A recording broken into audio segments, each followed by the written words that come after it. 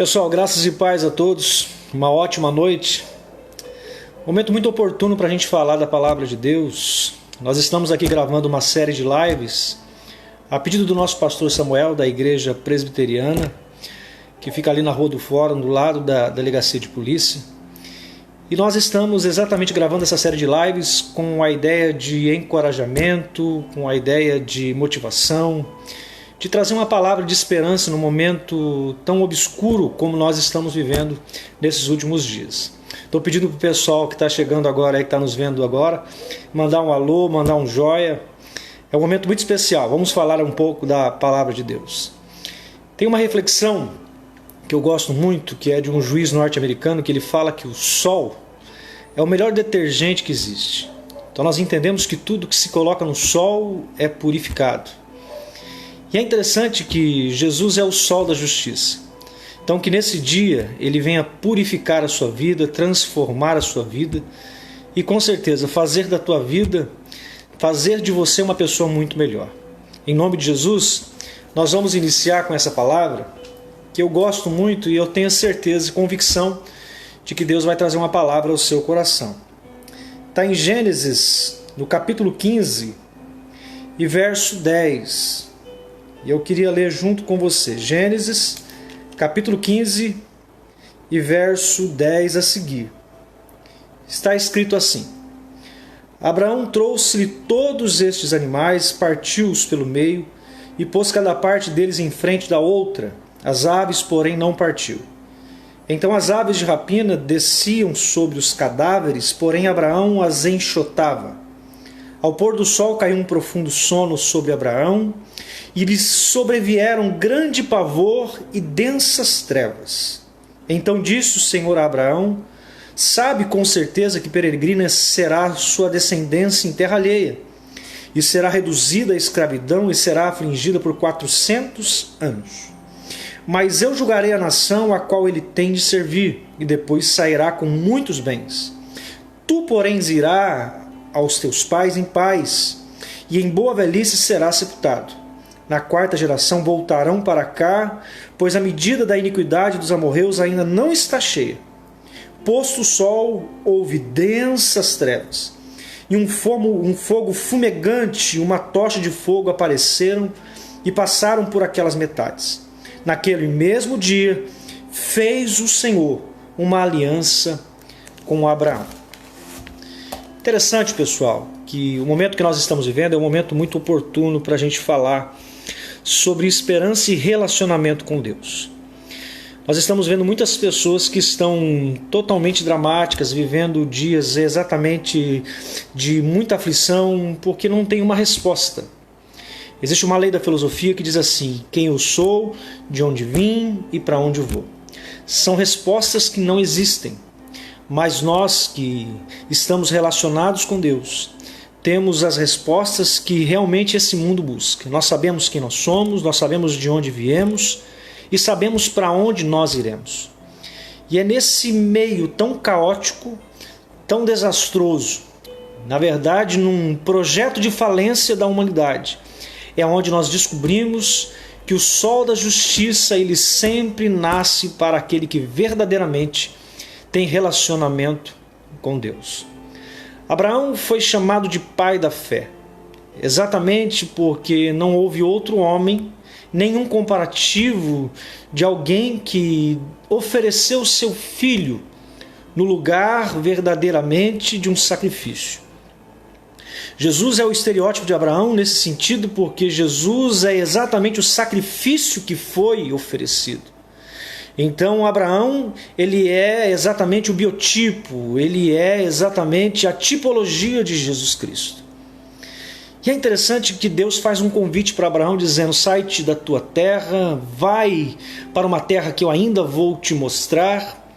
Abraão, confiando na voz de Deus, na promessa de Deus, ele sai exatamente sem destino pela ótica humana, mas sobre a orientação de Deus, ele sabia para onde ele deveria ir. Ele confiou plenamente em Deus, ele seguiu as orientações de Deus, ele andou nos caminhos de Deus. E aí nós entendemos que Deus muda o título de Abraão. Exatamente aquele que era chamado de filho, agora se torna amigo de Deus. Nós entendemos que há uma separação, uma divisão, exatamente entre aquele que é ouvinte e entre aquele que é praticante, entre aquele que ouve, mas entre aquele que vive.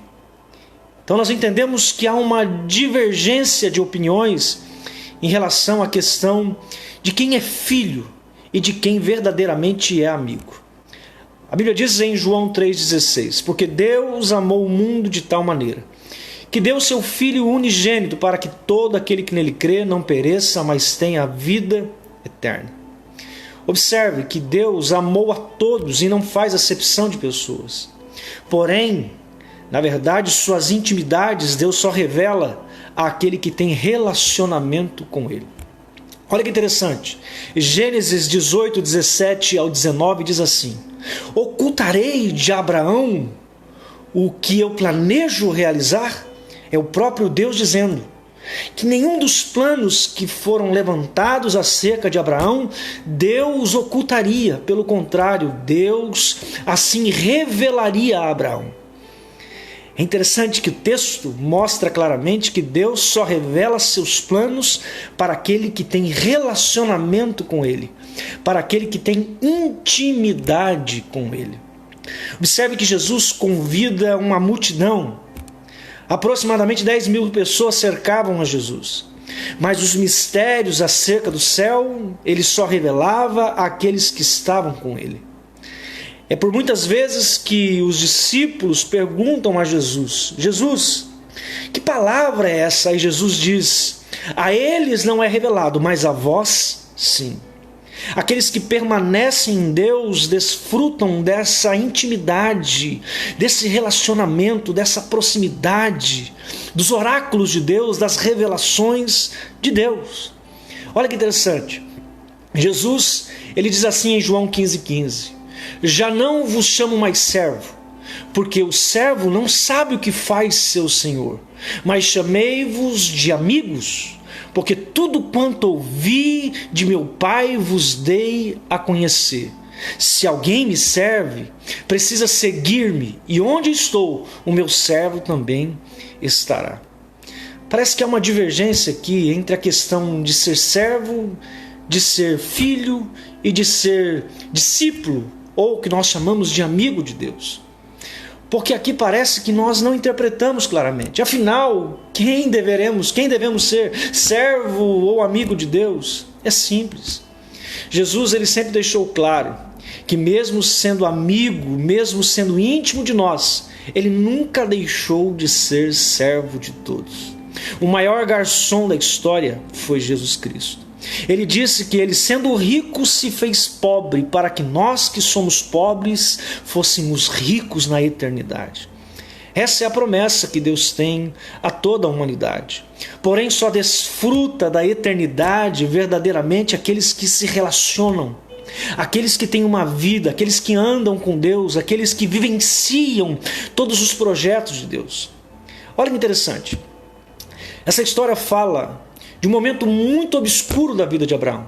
Porque Abraão saiu com a promessa da terra que Deus tinha mandado ele sair, mas Deus prometeu para ele no caminho que daria para ele uma geração através da sua semente, que seria um filho.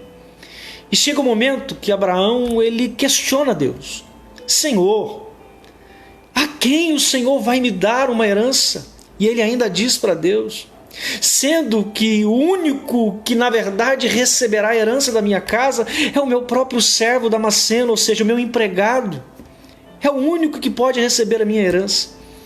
E Deus faz um convite para Abraão, chama ele para o lado de fora e diz assim: Abraão, olha para as estrelas. Pode contar e numerar as estrelas? Ele diz: Senhor, não posso. Então Abraão: assim será a sua descendência. Abraão olha para a areia do mar, pode contar os grãos da areia do mar? Não posso, Senhor. Assim será a sua descendência. E Abraão pede um sinal para Deus. E Deus promove diante dele um pacto. E esse pacto chama-se aliança de morte. Em Jeremias 34, fala claramente que essa aliança ela era feita entre dois homens, conhecido como um juramento de morte. De forma que os animais que seriam exatamente o sacrifício feito deveriam ser partidos ao meio, e os dois que fizeram esse juramento deveriam passar pelo meio dos animais partidos e ensanguentados numa prova de um pacto de morte. De forma que o que não cumprisse a sua parte deveria ser partido ao meio. Deus convida Abraão, provando para Abraão que ele cumpriria com a sua parte. E a história diz que Abraão faz dessa forma. Ele pega os animais, ele parte ao meio, faz como Deus manda. E a história diz que as aves de rapina, elas tentam roubar um pedaço dessa carne. As aves de rapina aqui são os urubus, os animais carniceiros que tentam pegar uma parte desse sacrifício. E aqui nós entendemos quem Satanás verdadeiramente ele é. Satanás aqui é apresentado como carniceiro, como aquele que verdadeiramente quer dizer ao seu coração que Deus não vai cumprir a sua promessa, de que Deus não vai chegar no tempo que Ele estipulou para a sua vida, que Deus não vai vir cumprir com aquilo que Ele projetou para a sua vida. E é interessante que Abraão, o texto diz que ele enxota, ou seja, ele com a sua perna ele manda embora as aves de rapina, e ele faz isso num longo tempo. Então nós imaginamos que nesse texto demorou-se tempo para que Deus viesse. É interessante que o profeta Abacuque, ele clama a Deus dizendo: Senhor, até quando o Senhor ficará aí ouvindo e não fará nada pelo seu povo? E passa-se o tempo, mas quando a palavra de Deus ela vem, ele diz: ai daqueles que tocam na menina dos olhos de Deus. Sabe o que é interessante? Que ainda que transpareça que Deus não está ouvindo, a Bíblia vai dizer claramente que jamais Ele deixará de cumprir com a sua palavra. Deus está com os olhos fitos na humanidade. Deus está no governo de todas as coisas. O que nós devemos fazer é enxotar essas aves de rapina, esses que agora estão se levantando e dizendo: cadê o seu Deus? Será que ele vai vir realmente? Esses que por muitas vezes parecem a mulher de Jó: amaldiçoa esse teu Deus e morre. Alguns que são os amigos de Jó estão dizendo: Jó, será que Deus verdadeiramente vai vir? Nós temos que ter essa palavra no âmago do nosso coração dizendo: eu sei que o meu Redentor, ele vive. E a qualquer momento ele bradará do céu com a sua voz de trovão e ele virá ao nosso respeito. Olha que interessante. Espante hoje todos aqueles que estão dizendo para você: não vai acontecer, não vai dar certo, Deus não virá, até quando isso vai continuar? E parece que o tempo não muda. E o texto vai dizer que Abraão enxotava as aves de rapina, porém ele foi vencido pelo cansaço, e quando chegou no final da tarde, ele muito cansado, ele foi pego num sono muito profundo. E o texto diz que a partir do momento que ele se tornou sonolento, foi o momento que veio densas trevas na sua vida. Todos chegam a uma conclusão de uma das frases mais corretas, que é um verbo chamado tardemah, que é a mesma palavra usada para expressar o sono de Adão. Então nós entendemos que naquele momento, Abraão ele sofreu exatamente com o seu corpo, com que o seu corpo sofresse algumas condições físicas que são limitadas. E isso demonstra claramente que, na verdade, Deus estava mostrando para Abraão que não era na hora que ele quer, da forma que ele quer e na força que ele tem. Mas Deus está revelando que é no tempo que ele quer, é na força do seu poder, e ele virá. Essa é a palavra que ele diz ao coração de Abraão. Mas parece que às vezes as noites se tornam escuras, os momentos se tornam tão úmidos, salubres, parece que nós não temos uma palavra de consolo, e parece que quando vai Deus vir, há um período de densas trevas que cercam a nossa vida, e a gente sem resposta, sem uma solução. E aqui nós entendemos que Abraão, quando ele estava dormindo, parece que ele tem uma visão, e aí se cumpre o texto de Números claramente, que fala exatamente que Deus falava através de visão e sonho. Então nós entendemos que durou praticamente uma noite, mas a palavra de Deus ela diz assim, que o choro dura uma noite, mas a alegria ela vem ao amanhecer. Parece que Deus não vai vir. Parece que a palavra não se cumprirá. Parece que nada vai mudar. Parece que a história vai persistir.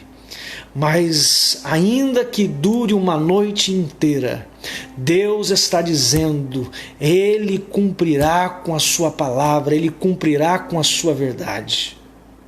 Nossos olhos estão assistindo o que o mundo está vendo diante dos seus olhos.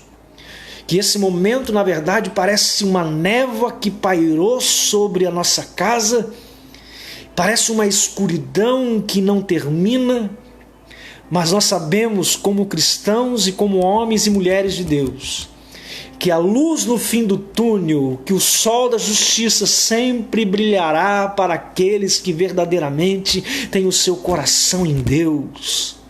Então, ainda que esteja como trevas ou densas trevas num momento difícil, ainda a luz de Deus brilhará para aqueles que clamam a Deus. Sabe a coisa mais gloriosa que eu vejo, irmãos? É que lá no céu não vai haver lâmpada. Lá no céu, Jesus será o nosso sol. A Bíblia diz que Ele iluminará os nossos caminhos e Ele será o nosso sol. Sabe o que eu vejo? Que ainda que esse tempo, na verdade, seja exatamente de dificuldades, de lamúrias, de adversidades, de momentos que são extremamente difíceis, nós cremos que o porvir de Deus, que aquilo que Deus tem para a nossa vida, não se compara a esta vida, não se compara ao que este mundo oferece. Jesus, ele deixou claro na sua promessa que ele voltaria e que ele estaria conosco até a consumação dos séculos. Abraão, ele espera em Deus. Mas olha que interessante. Aqui eu quero compartilhar um texto importantíssimo com a sua vida. A Bíblia fala que pela manhã, aonde havia densas trevas, Abraão tendo esta visão de densas trevas, a Bíblia diz que o fogo de Deus ele vem, e com uma tocha Deus passa pelo meio dos animais partidos. Ali o próprio Deus passa pelo meio dos animais partidos. Aonde havia densas trevas, Deus passa pelo meio delas. O fogo de Deus passa pelo meio delas. Sabe o que Deus está dizendo ao seu coração? O fogo de Deus, ele vai passar. A presença de Deus, ela vai passar. E aonde era trevas, agora se tornará luz. Aonde era escuridão, agora reinará e imperará a luz de Deus na sua vida. É interessante que Abraão, ele vê a promessa de Deus se cumprindo na sua vida. A promessa de Deus literalmente acontece na vida de Abraão. Porém, quando nós lemos o capítulo 16, o texto diz que Abraão não espera em Deus. Deus deu a sua palavra e cumpriu com a sua palavra diante de Abraão, num pacto de morte, e o próprio Deus passa pelo meio dos animais.